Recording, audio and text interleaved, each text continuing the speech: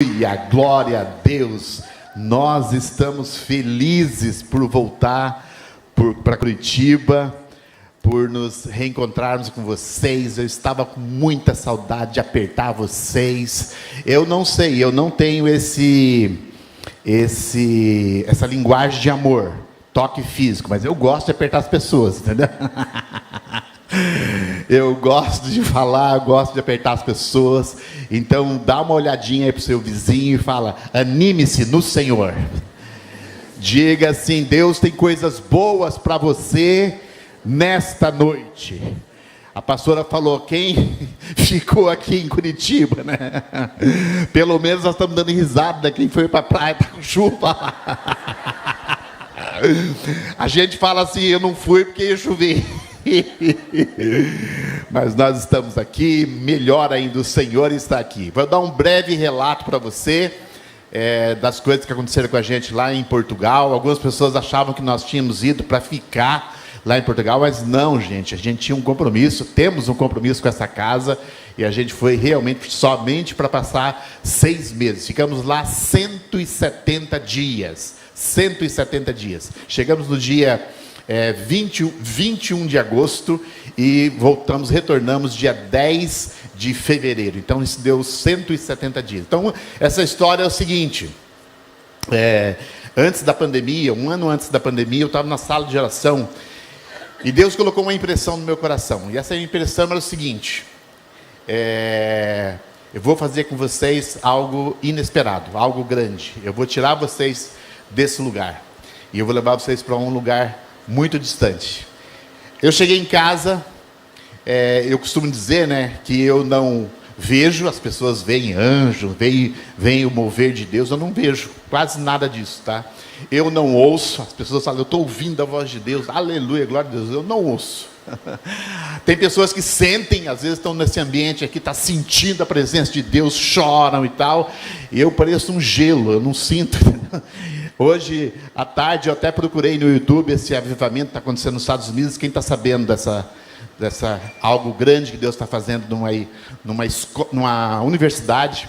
E eu fui ouvindo, falei assim: quem sabe eu colocando isso aqui, ouvindo essas músicas e tal, eu sinto alguma coisa. Eu senti, eu dormi.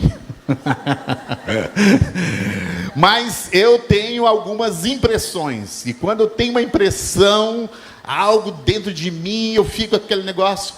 Então eu cheguei em casa, compartilhei com a minha família e falei: olha, pessoal, eu creio que Deus vai nos levar para fora do Brasil. Aí uns olharam assim, meio desconfiado, né, tal. Eu fiquei com aquilo no meu coração, mas graças a Deus nós estamos um pouco mais maduros. A gente fez como Maria, fechou o bico, né? Eu gosto de Maria, porque quando ela recebeu aquela revelação tremenda, ela não foi para o Facebook, para o Instagram e começou a divulgar para todo mundo. Ela fechou a boca e guardou no coração. Se você é sábio, se você é maduro, você guarda no seu coração e deixa que a palavra comece a trabalhar no seu interior. Passado o tempo, veio a pandemia.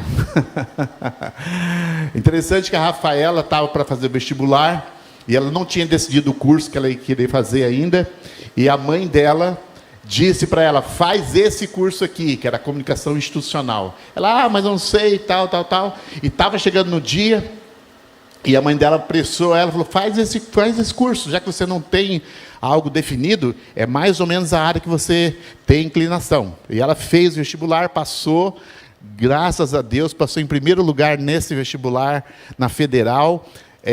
E aí, no ano passado, ela poderia fazer uma... No ano passado? Não, ano passado foi 2022, né? No ano de 2021. Ela poderia fazer uma extensão em outro país. E um dos países era Portugal. Ela falou de volta para a mãe dela, como uma mulher sábia, ela falou: olha, mãe, faltam 2 dias para fazer a inscrição. A mãe dela falou: faz logo essa inscrição. E ela fez, passou nesse processo, e ela escolheu 3 lugares. Ela escolheu Lisboa, Porto e Leiria. Eu nunca tinha ouvido falar nesse lugar chamado Leiria. Leiria é uma cidade, de fato é um distrito, né, como se fosse um estado nosso aqui, o estado do Paraná, e ela é capital, o nome do estado é Leiria, e a capital também é chamada Leiria. Capital, mas é uma cidade bem pequena em relação às capitais do Brasil, tá? Eu nunca tinha ouvido falar nesse lugar. E ela falou, eu fiz uma inscrição para esses 3 lugares, a primeira opção é Leiria. E ela, então, foi escolhida e foi chamada para fazer, então, essa extensão lá em Leiria. Aí nós começamos a trabalhar. E agora? Como é que vai ser? Nesse tempo, olha só como as coisas acontecem. Nesse tempo, uma família aqui da igreja, os pais do Vitinho, o Anderson e a Vanusa, não sei se vocês conhecem, Anderson e Vanusa, os pais do Vitinho, ele estava num grupo de marceneiros portugueses e ele estava, então, perguntando e verificando a possibilidade de se mudar para Portugal para trabalhar na área dele. E ele achou um homem lá, que era proprietário de uma marcenaria, e esse homem fez um convite formal para que ele fosse para Portugal. E ele começou, então, a trabalhar com a família dele, daquela apreensão, será que tomamos esse passo, né? E começou também a preparar a documentação e aquela coisa toda. E, num dia de manhã, ele foi lá no campus Colombo, nós não sabíamos de nada, absolutamente nada, e naquele dia de manhã, Deus nos deu uma palavra para entregar para esse casal. E eu disse assim, olha, uma das frases da palavra era, eu vejo vocês entrando no navio e vocês vão atravessar os mares, e vocês vão chegar em Porto Seguro. Num Porto Seguro, vocês vão chegar num lugar que é o propósito de Deus para a vida de vocês nesse momento. Eu achava, assim, que era uma palavra que eles tinham que tomar uma decisão, que Deus estava com eles e tal, e eu não sabia que era uma coisa tão literal. De fato, eles não entraram no navio, mas entraram no avião. E eles disseram, eles choraram bastante, e depois eles nos disseram que realmente aquele dia eles tinham pedido uma confirmação para o Senhor, e eles entenderam que aquela foi uma confirmação literal da vontade de Deus para eles se mudarem então para Leiria. E ele começou a preparar todo o processo para mudar para Portugal. Eu não sabia, mas aí quando eles compartilharam conosco, eles disseram, a cidade se chama Leiria. Eu falei, Jesus amado, a Rafaela em Leiria, essa família em Leiria. Aí, quando saiu o documento da faculdade oficial, com as datas, tudo certinho para a Rafaela, era janeiro do ano passado. E nós estávamos nos propondo, nós estávamos com férias marcadas para aquela época, e aí eu vim conversar com o pastor Luiz para a gente abolir as férias naquele momento, para deixar as férias para quando ela fosse viajar, para a gente ficar um mês com ela em Portugal, então, naquela época. E eu fui conversar com o pastor Luiz e falei, olha, já saiu a data da Rafaela, assim, assado e tal, e ela vai ficar então lá 6 meses. E aí ele falou para mim assim, então por que vocês não ficam lá esse tempo com ela? Eu falei, não pode, acho que não estou ouvindo isso não. Os pastores que estão aqui, eles sabem bem como o pastor Luiz né? Isso é um milagre, tá gente? É um milagre. Eu acho que aconteceu uma vez na existência da história da comunidade, de 40 anos. A segunda vez é daqui a 40 anos, tá? Então se você é jovem, prepare-se. Mas se você já está numa idade um pouco mais avançada, pode esquecer. E eu fiquei tão entusiasmado que eu cheguei em casa e falei assim, nós vamos junto. A Rafaela não gostou muito, porque ela queria os 6 meses dela de independência. Ela não gostou nada. E ela veio falar com o pastor Luiz. Eu falei, não estraga. Ele já falou sim. Eu falei, ele vai desanimar. Aí eles falaram com ela, não. Nós estamos liberando seus pais, sua família, para ir com você. Vai ser bom você estar com eles lá. Ela, não, eu não quero, tal. Em suma, fomos com a Rafaela, então, para Portugal. O que aconteceu?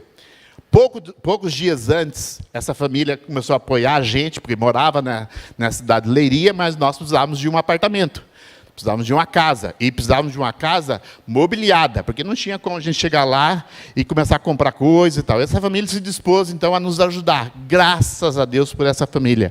Eles foram enviados por Deus, porque eu sou uma pessoa muito preto no branco, então eu tenho que ter muita certeza, muitas coisas muito preparadas. Eu não tomo um passo assim, sem pensar muito, né? Eu brinco com a minha esposa, eu vou comprar, vamos supor assim, a nossa televisão estragou, né? Televisão de tubo, tá, gente? Aí eu vou comprar uma nova televisão. Quando eu chego na decisão de comprar uma nova televisão, a tecnologia é tão avançada que aquela que eu escolhi já não existe mais no mercado. Entendeu? Então eu sou uma pessoa, tipo assim, extremamente segura, extremamente conservadora, muito conservadora. Um tempo desse eu fiz um perfil nesses sites de aplicação financeira, né? E eu fiz o máximo que eu podia ser para dizer assim, eu sou um cara realmente extravagante na área financeira, eu devo ser um grande investidor e tal, mas todo questionário que eu fazia dava perfil ultra conservador. Meu Jesus, eu acho que eu coloco os meus poucos reais no máximo na poupança. E só coloco 50 mil, porque eu sei que o governo vai garantir os 50 mil. Não sei nem se é 50 mil, mas eu acho que eu só coloco 50 mil, porque é o que o governo garante se eu tiver os 50 mil. Né? Bom, nós precisamos de um apartamento. E a minha esposa gosta muito dessa área, estava vendo lá, pesquisando apartamentos, e achávamos uma coisa, mas em Portugal é uma coisa bem interessante. Para você locar, você tem que ser residente.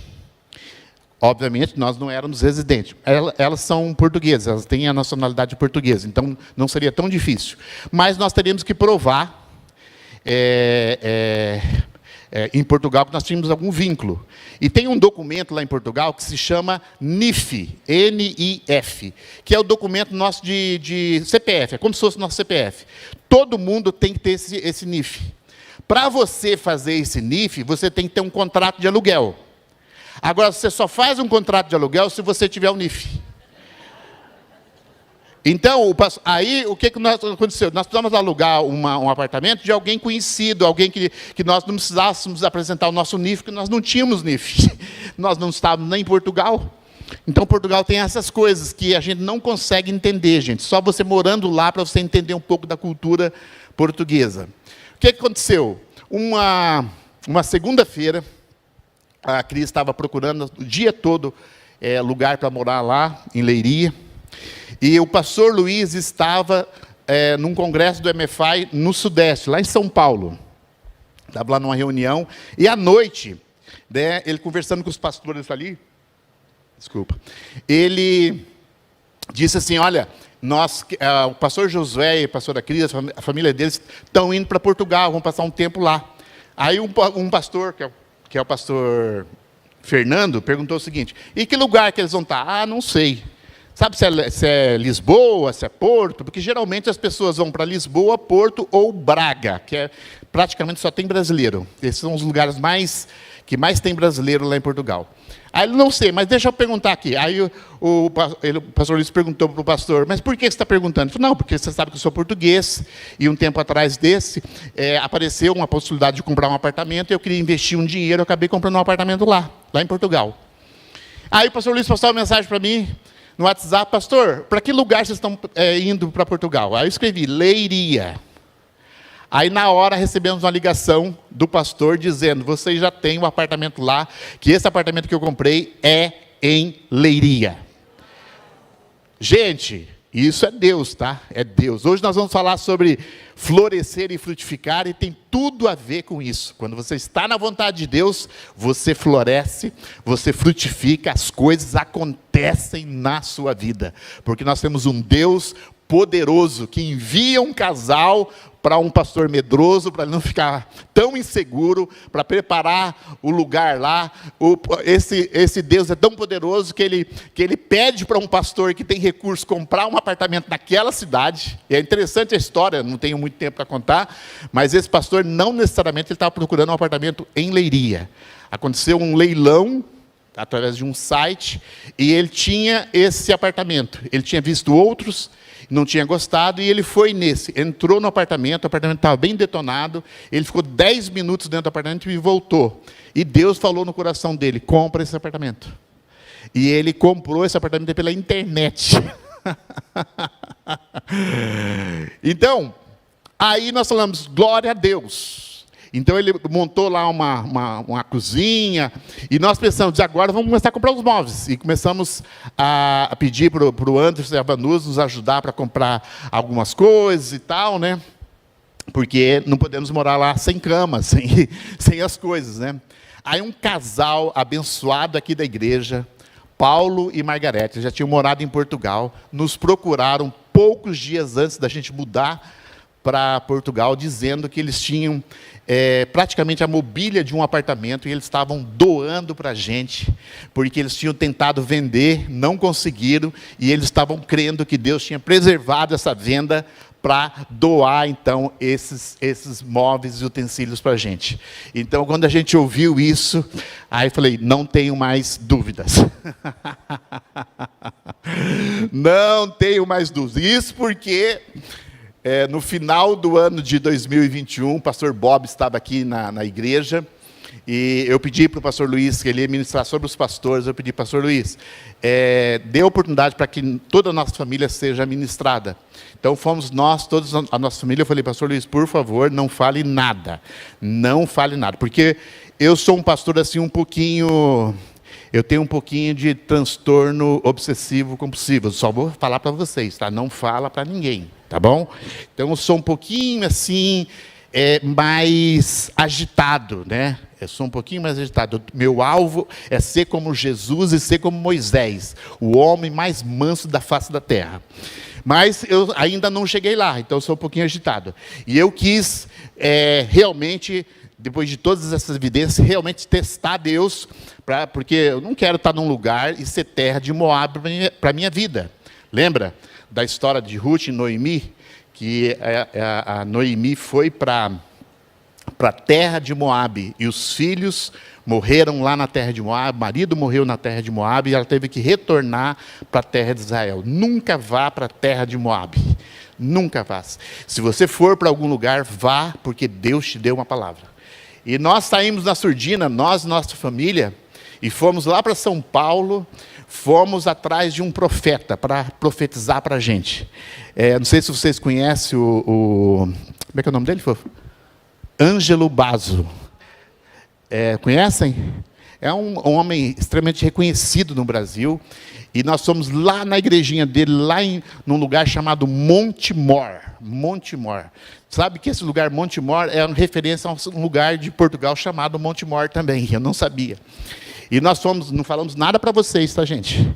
Não é que nós estávamos desconfiados da nossa liderança, nada disso. Nossa liderança estava nos apoiando, mas eu queria algo assim, um anjo ou um profeta vai chegar e vai falar, Josué, filho de Num, trabalhava por 2 e comia por 1. Josué, eis que te envio para a leiria. Não temas, como a Marília profetizou nessa noite aqui, me impactou profundamente. Não temas, porque o Senhor é contigo. Então nós fomos lá na igreja dele, sentamos lá no fundo e tal, e todo mundo que fazia um apelo, a gente ia para frente e se expunha, e eu estava ajudando Deus me dar uma palavra, né, gente? Também não vou ficar lá escondido, né? Estou lá com a cara assim, quero receber uma palavra, coloco uma etiqueta na testa aqui, né? E estou ali cooperando com Deus e falando, Espírito Santo, é a sua vez, agora capricha aí, Espírito Santo, capricha. Aí subiu a pessoa lá para ministrar e ficamos sabendo que o Ângelo Basso estava, sabe aonde? Em Curitiba. Eu falei, não, Senhor, aí não, né?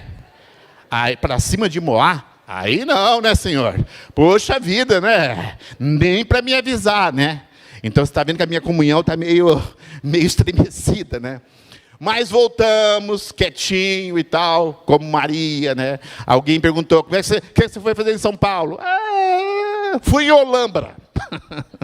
Fui ver as flores. Porque nós fomos mesmo em Olambra ver as flores.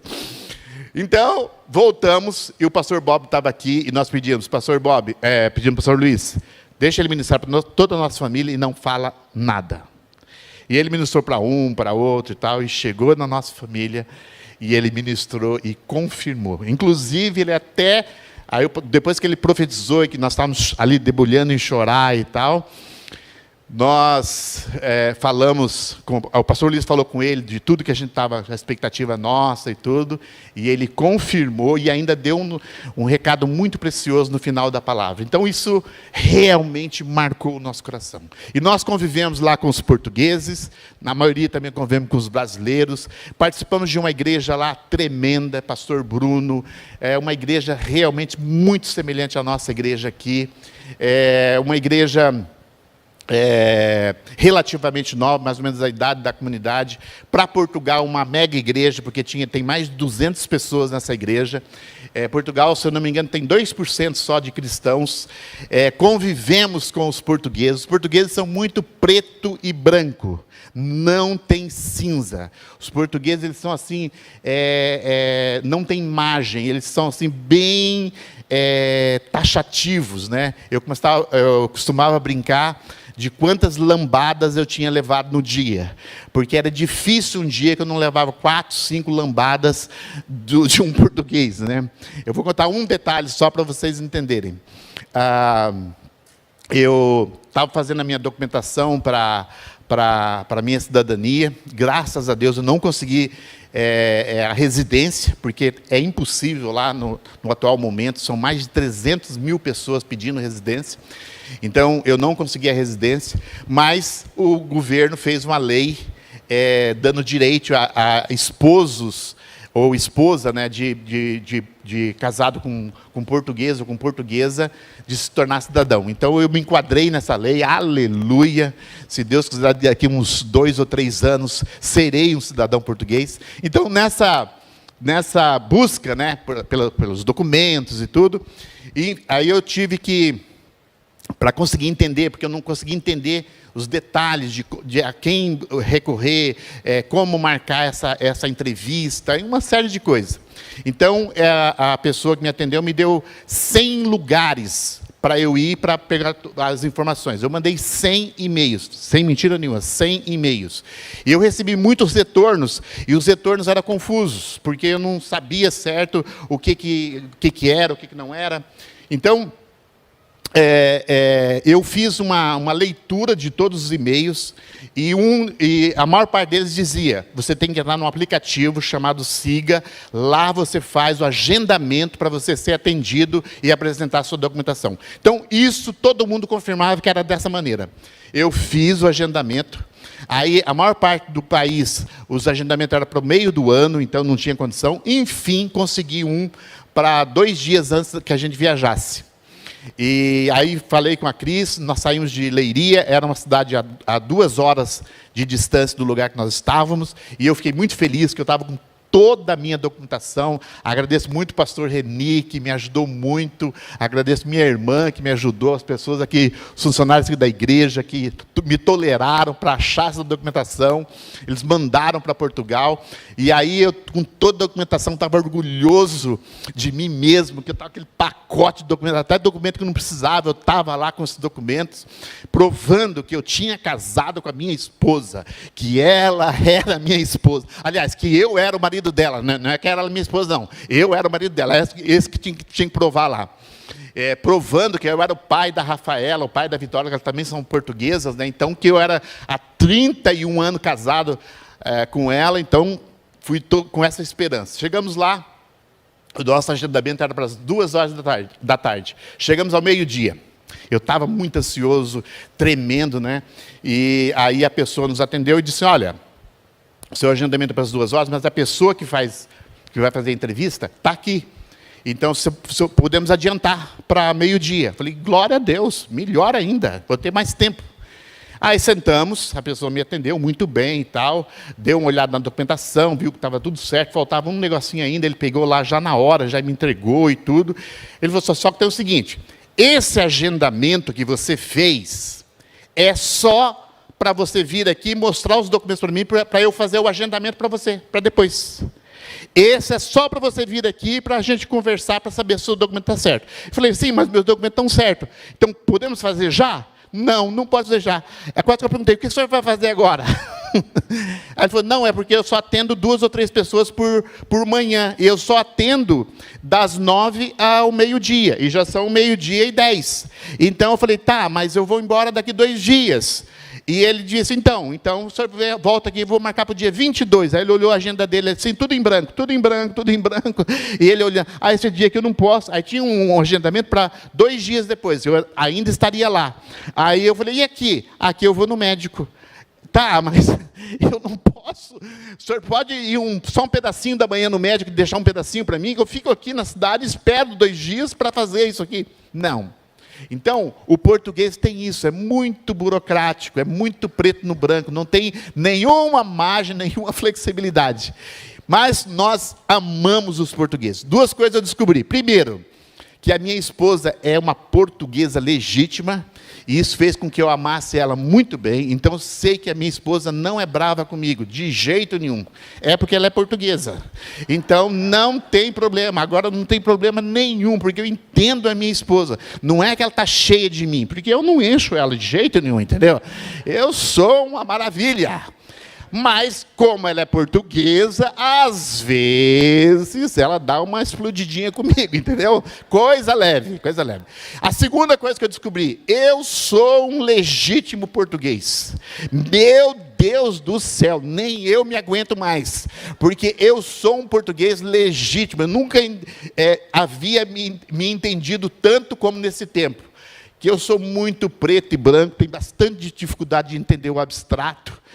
E eu sei que Deus mexeu com as nossas vidas, Deus falou muito conosco, e eu sei que Deus tem coisas grandes para cada um de nós.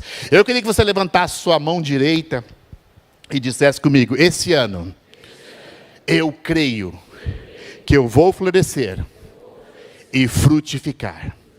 Diga assim, Senhor Jesus, eu estou disposto a ser enviado para qualquer lugar, para o meu vizinho, no meu trabalho, no colégio, na escola, no meu bairro, em qualquer cidade. Eu sou um enviado do Senhor. Fale comigo, Senhor, porque eu quero frutificar, eu quero reconhecer todas as coisas boas que o Senhor tem para a minha vida. Em nome de Jesus, amém e amém. Nós estamos nessa série Florescer e Frutificar. Abra sua Bíblia comigo em Números 17, 6 e 8. A primeira mensagem dessa série, há 2 semanas atrás, falamos sobre a parábola das árvores frutíferas. Isso é uma parábola bem interessante e que por negligência acabaram por deixar uma lacuna que foi ocupada pelo espinheiro. Olha que coisa interessante, Deus tem um propósito para você. Você foi chamado para ser uma árvore frutífera. Mas quando eu e você não entendemos esse propósito de Deus, outras pessoas ou outras situações ocupam esse lugar. Nesse caso da parábola, um espinheiro ocupou esse lugar. Mais uma vez, levanta a sua mão e diga, eu ocuparei todos os lugares que os meus pés tocarem. Esse é o meu chamado. Aleluia. Na semana passada, nós nos encontramos com outro espinheiro, dessa vez foi a sarça ardente, e nós vimos como Deus falou com um homem que estava tremendamente se sentindo limitado, frustrado, rejeitado, um homem praticamente acabado. Esse homem se encontra com a presença de Deus. Eu me identifico muito com Moisés, eu amo a vida de Moisés. Moisés foi uma pessoa que ele não negligenciou o chamado de Deus, ele tentou realmente corresponder a Deus, foi de maneira equivocada, mas ninguém pode culpar Moisés de não ter tentado. Ele tentou, e a coisa deu tudo errado. 40 anos no deserto. Depois de 40 anos, quando a vida dele estava praticamente no fim, sem nenhuma expectativa, Deus se encontra com esse homem e renova o chamado dele. Não importa quantos anos você está esperando uma palavra de Deus se cumprir na sua vida. Se hoje você se colocar diante de Deus, Deus pode fazer com que sua vida floresça e frutifique. Hoje nós vamos falar não de um espinheiro, mas de uma vara, de um cajado, de um bordão. O que é isso? Isso é uma A gente vê isso nos filmes, né? Aquela vara que o pastor, tipo um pedaço de madeira que o pastor usa, principalmente para lidar com as ovelhas. E nos povos antigos, aquela vara representava a família da pessoa. E aqui nós temos nesse texto, vamos ler esse texto aqui, uma rebelião. Algumas pessoas se levantaram contra a autoridade de Moisés e o sacerdócio de Arão. Eles estavam dizendo, só vocês são líderes, só vocês podem entrar na presença de Deus, só vocês fazem isso, nós também queremos. Ali começou o primeiro sindicato do deserto. Nós queremos os mesmos direitos, mesmo que nós não fomos chamados para Deus para essa tarefa específica, mas nós queremos fazer as mesmas coisas. Moisés, o homem mais manso da face da terra, com um coração parecido com o coração de Jesus, falou, tudo bem. Então vamos ver o texto aqui. Assim Moisés falou aos israelitas, e seus líderes deram-lhes 12 varas, uma vara por cada tribo, uma de cada líder das tribos, e a vara de Arão estava entre elas.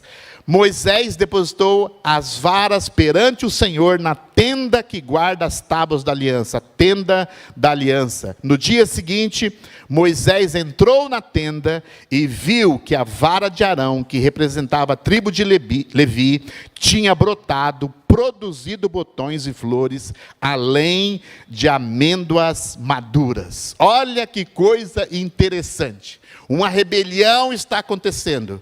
E Moisés está ali tentando conciliar essa situação, mas ele precisa dizer quem é que foi levantado por Deus. E ele pega então as 12 varas que representam cada uma das tribos.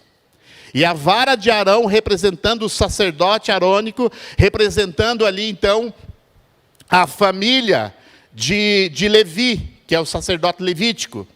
E ele coloca as 12 varas diante do Senhor. E essa vara, a vara que Deus tinha escolhido, brota. E não somente brota, porque fala que tinha botões. Ela brota, ela tem flores e ela tem frutos. Mais uma vez, levanta sua mão e diga assim, eu sou uma vara frutífera.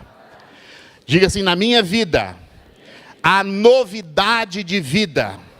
Diga assim, há dons do Espírito. E diga assim, eu vou florescer, e eu vou alcançar, eu vou frutificar, e eu vou conceder, através da minha vida, glórias ao Senhor. Aleluia! Vamos dar uma salva de palmas ao Senhor Jesus. Uma vara desconectada, uma vara sem seiva, uma vara morta, uma vara qualquer. Essa vara é colocada diante de Deus e de forma sobrenatural, ela ressuscita, ela floresce, ela frutifica. Algo que nunca tinha visto, que ninguém tinha visto isso na vida. Como um pedaço de madeira morto pode tornar a viver. E não é só viver, é produzir brotos, é produzir flores e é produzir frutos. É tão interessante essa história, que essa vara foi tirada ali da presença de Deus, que representava ali a arca, e ela foi colocada dentro da arca. A vara de Arão que florescera, o pote de maná e as tábuas da lei foram colocadas dentro da arca. Quando você está se envolvendo com a presença de Deus, quando você permite ser envolvido com o Espírito Santo, quando você se coloca dia após dia diante da presença de Deus, nós não precisamos ir lá para o Kentucky para acontecer as coisas que estão acontecendo lá, vão acontecer na sua vida. Quando você dispõe o seu coração para buscar a Deus lá no lugar secreto, quando você não negligencia o lugar secreto, o lugar que Deus fala com você, Coisas extraordinárias Deus vai fazer através da sua vida. Uma vara não tem poder de frutificar. Uma vara não tem poder de florescer. Uma vara não pode fazer coisa alguma. Até a Bíblia fala que algumas varas são jogadas no fogo. Estão jogadas no fogo, porque não tem mais nada o que se fazer com aquela vara. Mas você, eu e você, como varas na mão de Deus, podemos ser ressuscitados. O propósito de Deus na sua vida não morre. E depende de você se apresentar diante de Deus. É tão interessante que Isaías 11, 1, 2 diz assim: um ramo surgirá do tronco de Jessé, e das suas raízes brotará um renovo. Do tronco de Jessé, da raiz de Jessé, brotou um renovo. E diz assim: o Espírito do Senhor repousará sobre ele. O Espírito que dá sabedoria, o Espírito que dá entendimento, o Espírito que traz conselho e poder, o Espírito que dá conhecimento e temor do Senhor. Muitos anos depois, esse renovo disse o seguinte, João 15:15, Jesus disse: eu sou a videira e vocês são as varas. Dá uma olhada para o seu vizinho aí, fala: vizinho, você é uma vara. Mas diga assim: não é para me bater.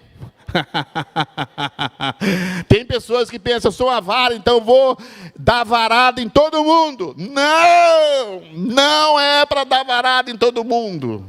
Mas Jesus disse que Ele é a videira e nós somos as varas. E Ele diz mais ainda, Ele diz: quem está em mim, quem está na minha presença, quem anda comigo, quem tem comunhão comigo, quem se dispõe a entrar dentro daquele baú chamado presença do Senhor, a arca do Senhor. Mas eu posso, pastor? Pode entrar dentro daquele baú. Ele está dizendo: quem está em mim e eu nele, esse dá muito fruto.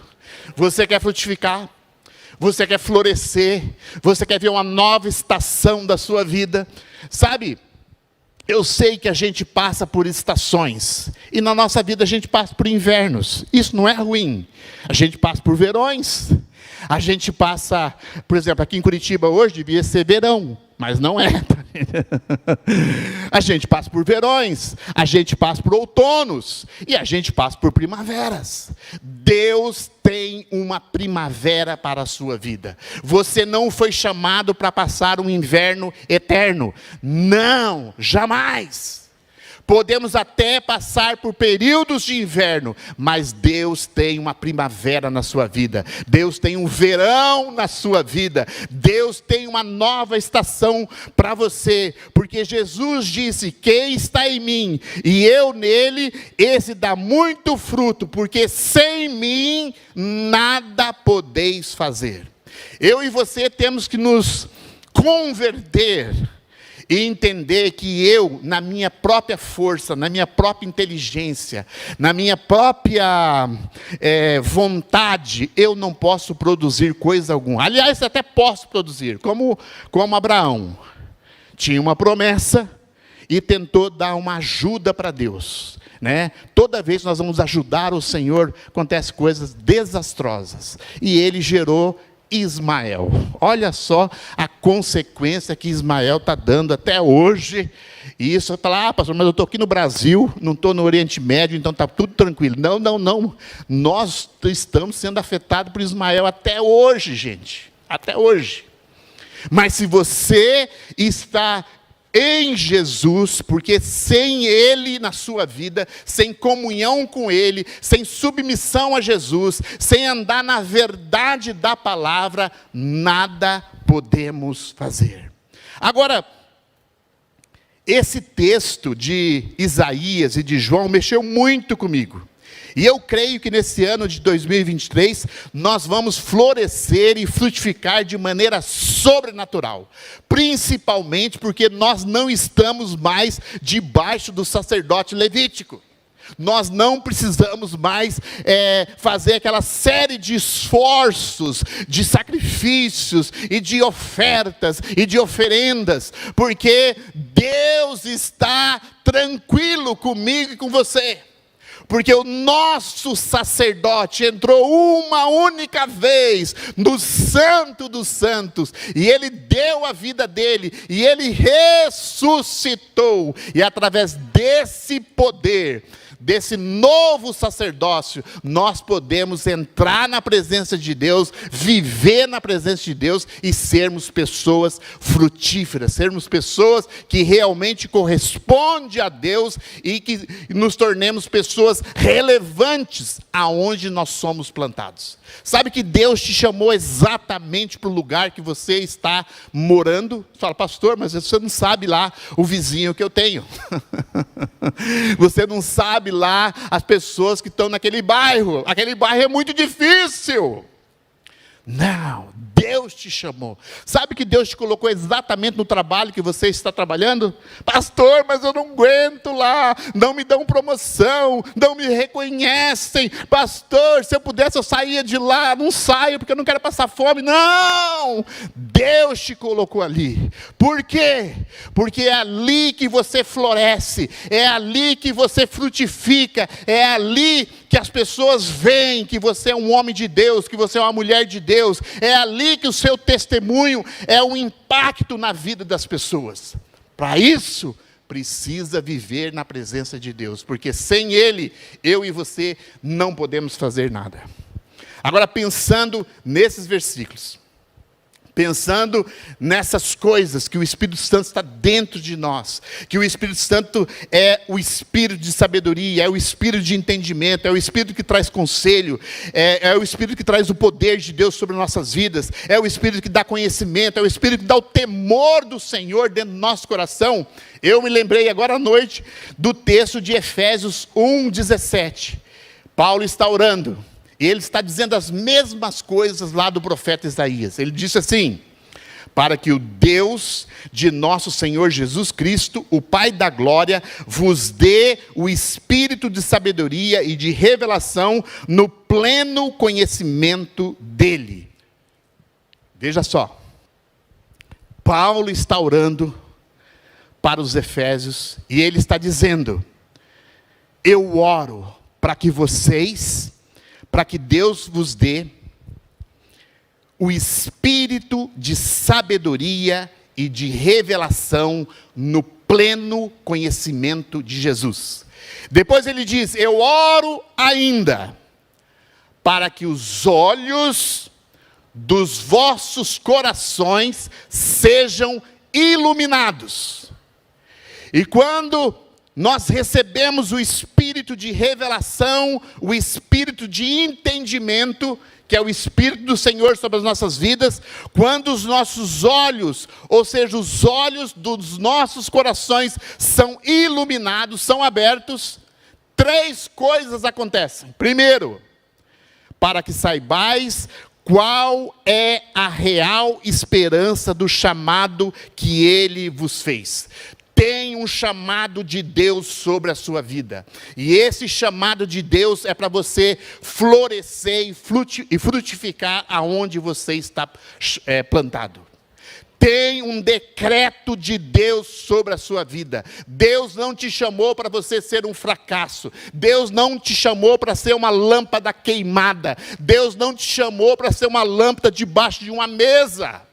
Deus te chamou para que você saiba qual é a real esperança do chamado que Ele fez. Como Ele chamou Arão e a vara de Arão brotou, a vara de Arão produziu frutos. Deus tem um chamado para você. Deus tem um chamado para cada um de nós. E é o meu dever, é o seu dever descobrir qual é esse chamado.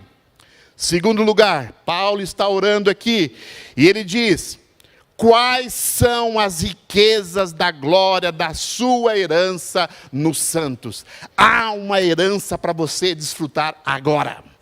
Há uma herança de Deus para você desfrutar. Eu não digo somente a questão financeira, porque geralmente quando a gente pensa em herança, a gente pensa na questão financeira. Mais do que isso, há uma herança espiritual para a sua família. Há uma herança de paz para você e para a sua família. Há uma herança de anos abundantes para você e para a sua família. Há uma herança sobre os seus filhos.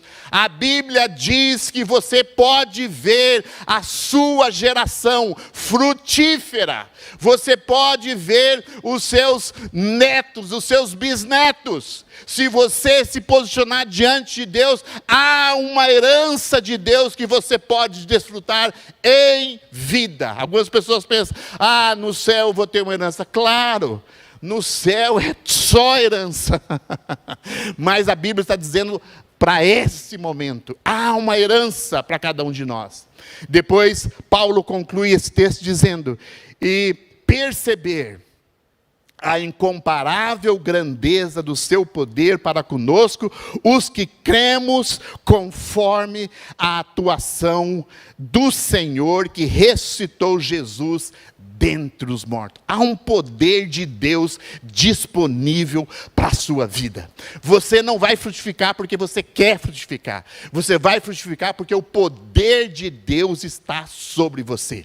A Bíblia diz em Atos que recebereis poder ao descer sobre vós o Espírito Santo. Levanta suas mãos e diga assim, eu recebo.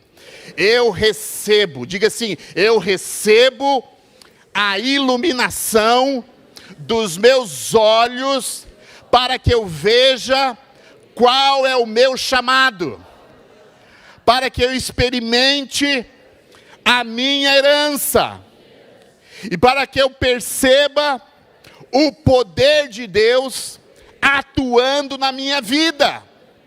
Isso é frutificação, isso é florescer, isso é produzir.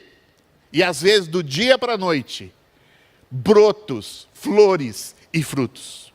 Sabe, nós precisamos crer por um 2023 diferente. Não é porque é só o tema da igreja. Algumas pessoas falam, mudou o ano, então nós temos novos alvos. Não. A mudança de ano não faz nada na vida da gente, sabe? Nada. Isso não muda nada em questões espirituais e eternas. Mas Deus pode mudar a sua vida. Você nem precisa esperar o final do ano. Deus quer fazer novas coisas na sua vida. E essa mensagem que quem fez foi o pastor Reni. Parabéns por essa mensagem, pastor. Tremenda. E eu quero destacar aqui 3 coisas que você precisa crer para que você possa florescer e frutificar, sabendo que o poder de Deus está operando sobre a sua vida. Primeiro, crer que as circunstâncias serão mudadas da noite para o dia. Às vezes você está passando por umas circunstâncias que você até perdeu a esperança. Lembra que no texto lá de Números 17 diz que no dia seguinte, Salmos diz o seguinte, o choro pode durar uma noite, mas a alegria vem ao amanhecer. Haverá um amanhecer sobre a sua vida. Situações da sua vida, talvez uma causa na justiça, talvez uma promoção, talvez uma enfermidade que está resistente, talvez um decreto negativo que alguém fez sobre a sua vida. Você não vai dar nada, você não vai conseguir nada, você vai ser sempre um miserável, eu não sei. Alguém fez algum decreto, alguma palavra negativa estabeleceu sobre a sua vida, e você está vivendo conforme aquela palavra maldita. Talvez uma mãe que deseja gerar um filho, e às vezes está com a madre fechada. Deus vai surpreender você, se você dispor o seu coração para entrar na presença de Deus. Creia que uma circunstância impossível, ela pode ser mudada da noite para o dia. Nada é impossível para Deus. Mas você vai ter que apresentar a sua vara seca. Não tem como receber o milagre do Senhor sem dar esse passo de dizer: Senhor, eu concordo contigo. Eu já tentei todas as coisas. Eu já tentei me desvencilhar disso de todas as formas. E eu não consigo. Mas eu me apresento diante de ti e eu creio no Senhor. Quero ler um outro versículo que eu lembrei agora à noite. Abraão, depois que ele fez aquelas escolhas equivocadas, Deus continuou tratando com ele, e ele creu em Deus. A palavra é tão linda, diz que ele creu contra a esperança, ou seja, não esperava mais, Deus tinha dado para ele, Deus tinha falado para eles: vocês vão ter um filho. Tentaram ter um filho, tiveram até um filho, mas da maneira mais equivocada possível. E Deus continuou dizendo: não, não é esse. Não é esse, não é o servo. Vocês vão ter um filho. Mas não tem mais esperança. Não tem mais esperança alguma. Não é possível mais. Então, daqui em diante, eu vou crer contra a esperança. Eu vou caminhar dando glória a Deus contra a esperança. E veja só o que diz Romanos 4, 17. Como está escrito: eu o constituí pai de muitas nações. Ele é o nosso pai aos olhos de Deus, em quem Abraão depositou a sua fé. Creu em Deus. O Deus que dá vida aos mortos e convoca à existência elementos inexistentes como se existissem. Quando você olha para a sua vida, você pode se ver infrutífero, você pode se ver derrotado, você pode se ver estéril, você pode se ver morno, você pode se ver frio, você pode se ver sem ânimo, você pode se ver com uma enfermidade, você pode se ver sem uma promoção no trabalho, você pode se ver sem nada, parece um galho seco. Mas nós estamos lidando aqui com um Deus que dá vida aos mortos e convoca à existência elementos inexistentes. Deus não precisa de algo para criar algo. Deus cria algo do nada. Deus diz: haja luz e houve luz. Essa é a palavra de Deus. Uma outra versão diz assim: que ele creu em Deus, o Deus que dá vida aos mortos, e chama à existência coisas que não existem como se existisse.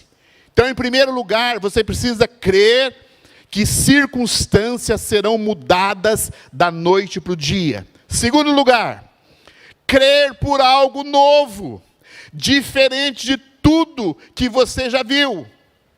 Na Bíblia nós temos inúmeros milagres criativos, coisas que as pessoas nunca tinham visto, coisas assim inacreditáveis, como a multiplicação dos pães, como Jesus andar sobre as águas, como a pesca maravilhosa, coisas inacreditáveis, como foi a vara florescer diante da presença de Deus. Então eu e você precisamos crer por algo novo. Há um versículo que diz que Deus faz nova todas as coisas. Às vezes a maneira que Deus vai mover na sua vida vai ser muito diferente da maneira que Deus vai mover em outras pessoas. Sabe, quando tinha aquele mover de dentes de ouro... Não sei se você é daquela época, tá? Se você é como eu, nós somos bem mais idosos, tá? Eu e a tiazinha ali, nós estamos juntos, hein, vozinha? Aleluia! Gente, eu fiquei maravilhado com aquele negócio de dente de ouro. E eu tinha umas cáries aqui, e eu não tinha dinheiro para ir no dentista. E eu falei, eu sou bem prático, tá? E até com Deus, Deus me tolera bastante, eu sou bem prático com Deus. Eu falei, Deus faz 2 milagres.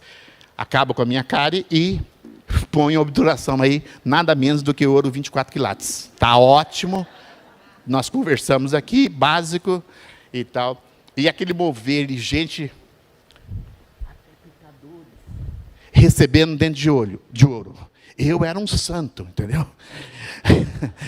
E eu falei assim comigo mesmo, se esse aí, né, recebe, se esse publicano recebe, eu que sou fariseu, meu Deus, guardador, eu tenho até que tomar cuidado, porque numa dessa eu vou ser que nem pirata, vou ter todos os dentes de ouro, todos os dentes de ouro. Sabe, gente, eu fui em tudo quanto é reunião que Deus estava distribuindo dente de ouro. Sabe quantos dentes de ouro eu recebi? Nenhum dentinho de ouro. O mover desapareceu, acabou. Não sei se tem algum lugar que tem mover de dente de ouro ainda, mas acabou o dente de ouro e eu não recebi nem o dentinho. Eu que era um fariseu dos fariseus, eu que era o guardador da lei, eu que era impecável, eu que chegava no culto antes do horário, só saía depois, eu que vestia camisa de manga comprida, eu que andava com a Bíblia preta debaixo do meu braço, eu que dava um testemunho assim sério que eu era um crente triste, bravo, eu que mostrava bem o que é Jesus para as pessoas, brigava com as pessoas, diziam que elas iam para algum lugar muito ruim se elas não se convertessem. E Deus não fez nada comigo, nada, nadinha comigo, porque Deus move na sua vida e na minha vida de forma diferente. Sabe, talvez a melhor descoberta que você possa fazer sobre a sua vida é entender como Deus, que é o seu Pai, lida ou trata com você. Porque às vezes a gente tem um pensamento, e se você é pai, se você é casado, é pai de mais do que um filho, você tem 2 para cima, você sabe disso. Não tem como você tratar o segundo filho igual ao primeiro. Quem já descobriu isso, é pai, já descobriu isso. Gente, eu sou uma pessoa de processos. Eu sou uma pessoa de métodos. E eu desenvolvi um método para lidar com a Vitória. E eu tentei aplicar esse método com a Rafaela. Meu Deus do céu, não deu nada certo. Nada certo, nada certo. E eu demorei bastante tempo, eu causei algumas dores para minha filha mais nova, porque eu queria usar o mesmo método. Deus, como seu pai, te trata de modo diferente. E você precisa crer para um novo só para você. Pensar fora da caixinha, pensar de maneira criativa e se expor a Deus, porque Ele quer fazer algo novo na sua vida. Se você hoje está assim, com a sua fé um pouco assim desanimada, com a sua fé um pouco enfraquecida, essa noite é a noite de você se posicionar diante de Deus e pedir algo novo para a sua vida. E último lugar, crer por aqueles que ainda não estão ligados à videira. Crer por aqueles que ainda não estão ligados à videira. Vamos ficar em pé comigo nessa noite? Eu vou repetir esses pontos, porque eu quero fazer um apelo em cima desses 3 pontos nessa noite. Eu não sei se você está entusiasmado como eu estou, mas a presença de Deus está aqui nesse lugar. Sempre eu tenho dito, quando eu tenho essa oportunidade de ministrar a vocês, eu sempre tenho dito que eu posso vir para esse lugar com o meu coração de muitas maneiras. Mas é a expectativa que você tem no seu coração que faz toda a diferença. Eu posso lhe dar esse momento aqui como um momento só religioso.